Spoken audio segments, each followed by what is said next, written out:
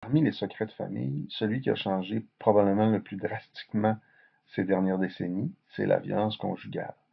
Alors, on va s'intéresser à ce phénomène qui a vécu énormément de transformations et qui, quand même, rejoint un nombre impressionnant de communautés. Alors, la violence conjugale, celle qu'on devrait voir de moins en moins.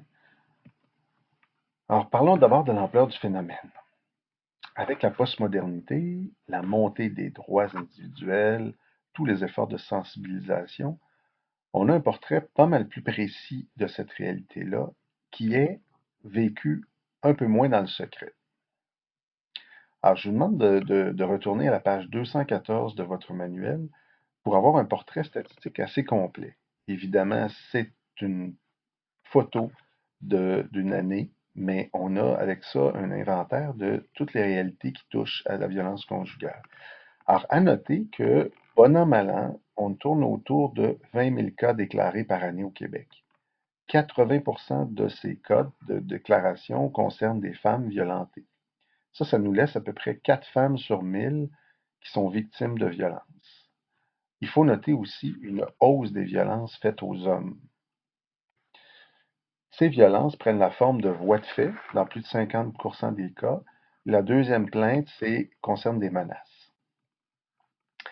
Le plus inquiétant, c'est probablement la hausse des cas chez les 12-17 ans. Et on peut dire que l'âge où il y a le plus de violences conjugales, c'est entre 18 et 24 ans. Comment ça se vit? Bien, évidemment, vous avez sûrement déjà entendu parler des différentes formes de violence, alors physique, psychologique, verbale, économique et sexuelle. Ces formes varient en intensité, dans leur caractère plus ou moins visible, parce qu'il y a des formes plus subtiles, mais elles sont toutes présentes à des degrés divers.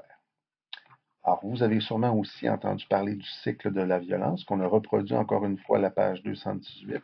Alors, toujours la même logique d'un crescendo jusqu'à la crise. Après la crise, généralement, les explications, justifications, rationalisation. Puis ensuite, une période qu'on appelle la lune de miel, et on reprend. Alors, l'idée de cycle, c'est que finalement, on est continuellement en train de reproduire le même patron. On s'intéresse maintenant dans ce phénomène de plus en plus à l'exposition des gens à l'extérieur du couple.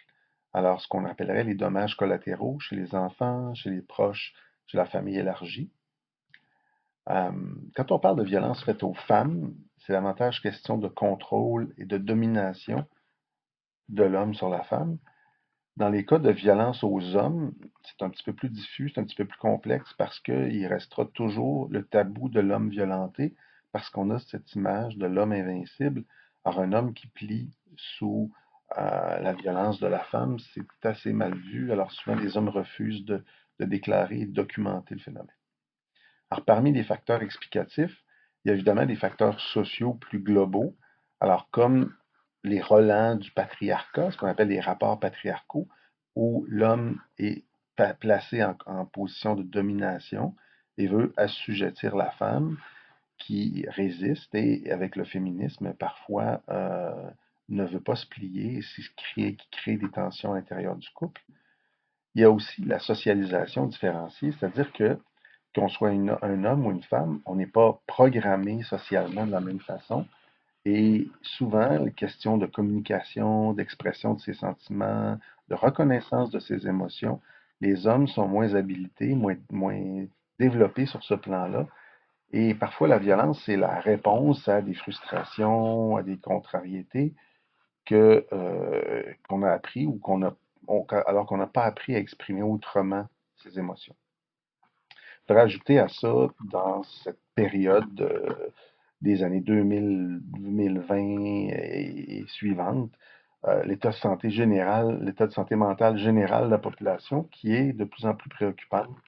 On parle de plus en plus d'une prévalence des problèmes de santé mentale et ça touche encore une fois la violence conjugale. Parmi les facteurs individuels, donc il y a toujours l'éternelle question des conditions matérielles.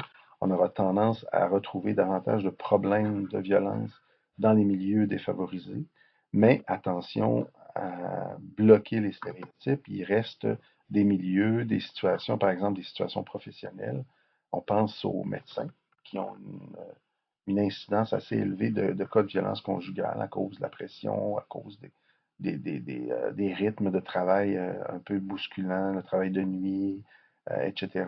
Et on parlerait aussi en écho à ce qu'on a dit tout à l'heure, la socialisation à la violence. Alors, si dans une famille, euh, on a appris à communiquer de façon violente et qu'on exprime ses émotions par la violence, ben, évidemment, on risque de reproduire ça.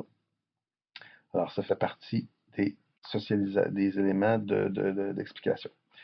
Pour ce qui est des ressources, alors un préambule, il y a eu et il y aura toujours une résistance à dénoncer, surtout à cause de la peur de changer de situation, parce qu'une dénonciation, ça veut dire des accusations, ça veut dire parfois des sentences et nécessairement un changement de situation familiale, conjugale.